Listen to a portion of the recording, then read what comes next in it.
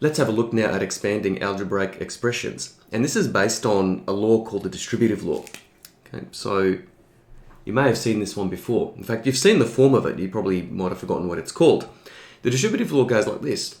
So if you had something outside of the brackets multiplied by something, a whole bunch of terms inside the bracket, the term on the outside multiplies every term on the inside of the bracket. Okay, that's why it's called the distributive law, because the term on the outside is distributed via multiplication, of course, to the terms on the inside. So A outside of C plus D, and they're just variables.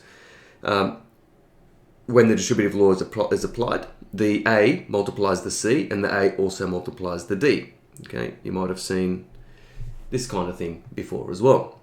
Okay, so drawing these sort of arcs from the term on the outside to the term on the inside. Notice the term in red, the term on the outside of the brackets. It's now distributed to all the terms on the inside, and that's why it's called the distributive law. The extended distributive law also applies here, and it's just an extended version of what we've just seen. So if you have a product of two binomials, okay, so sort of the two sets of brackets with each bracket having two terms, the distributive law is applied basically twice. So the first bracket is broken up, okay, so you would have A outside of C plus D, and we've seen that already. And then the second term of the first binomial, the B, is also distributed to the C plus D. So you end up with the distributive law applied two times. So A outside of C plus D plus B outside of C plus D. Okay, and then the distributive law is then applied, brackets removed, and we expand the expression, and we end up with AC plus AD, we've seen that up here, plus BC plus BD. Basically, it's just two applications of the same rule. Okay, so you might have seen this as well. Okay, so A multiplying the C and the D, and the B multiplying the C and the D as well. Now, this can in fact be applied to numerical examples, so we're going to focus on algebraic examples though. But if you had, for example, I might just do a quick example here, let's say 3 outside of 4 plus 5. Okay, now you and I know that the answer to that's 27. 3 times 9 is 27. But applying the distributive law, this is the same as 3 times 4 plus 3 times 5. So 3 times 4 is 12, 3 times 5 is 15, 12 plus 15 is 27. So the principle most certainly works. Well, we've proven it in algebra, or at least it's not really a proof, it's a definition. But we can show that it does work at least with numerical examples. Now, we're not going to do this in this video, we'll do it in a subsequent video, we'll talk about factorizing, but if we apply the distributive law in reverse, or the converse of the distributive law, so in other words, given an expression that's already in expanded form, if we can take out a common factor, we can pretty much reverse the distributive law and then express the expression in factorized form.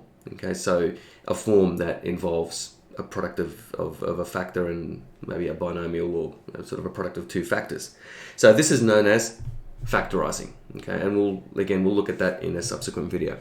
Let's have a look at some examples of expansion, and these are just very basic examples just to demonstrate the principle.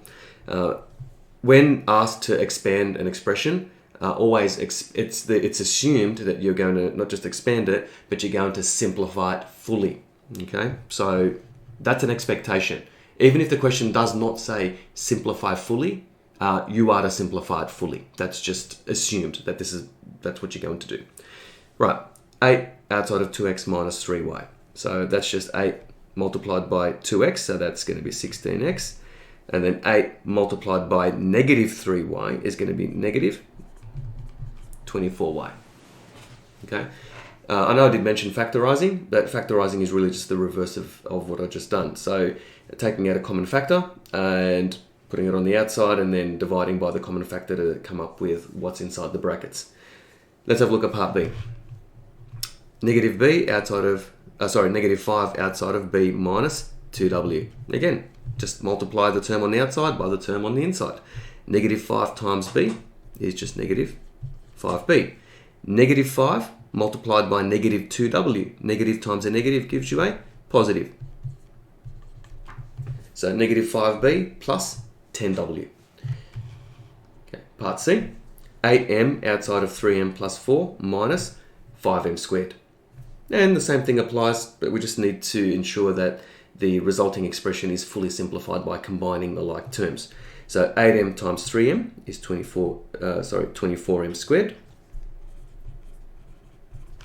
8m times positive 4 is positive 32m. Then minus 5m squared. Okay.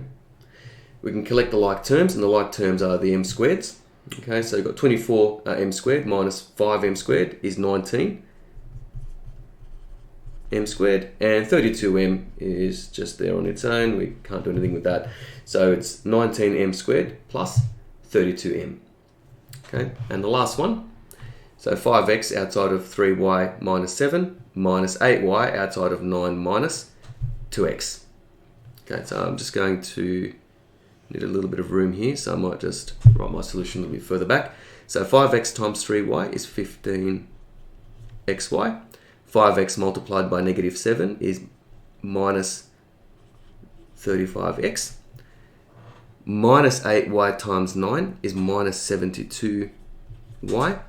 And minus or negative 8y multiplied by negative 2x is positive 16xy.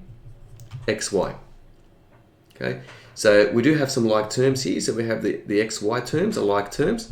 So 15xy plus 16xy is 31xy. Minus 35x minus 72y. And that's it.